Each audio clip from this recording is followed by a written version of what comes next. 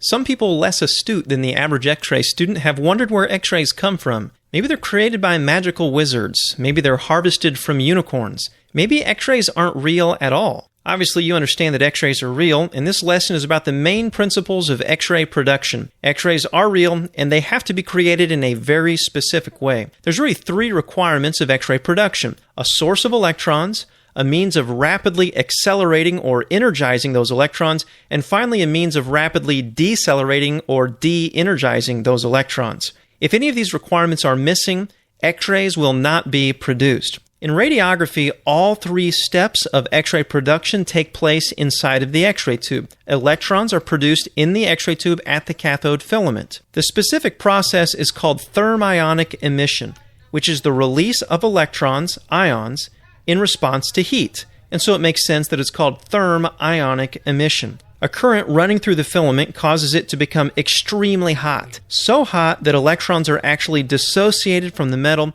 and form an electron cloud around the filament. This is kind of like the filament in an incandescent light bulb. A current running through the light filament creates heat, which creates the light. In an X-ray tube, the filament gets so hot, it actually creates free electrons. A cloud of electrons doesn't do us much good, so what happens next? That's where the unicorns come in. Not really, but the second step of X-ray production is accelerating these electrons, which gives them extremely high kinetic energy. This is accomplished by an electric voltage that we call kilovoltage potential, or better known as kVp. The kVp creates a strong negative charge in the filament that forces the electrons across the X-ray tube. This makes sense, since opposites attract.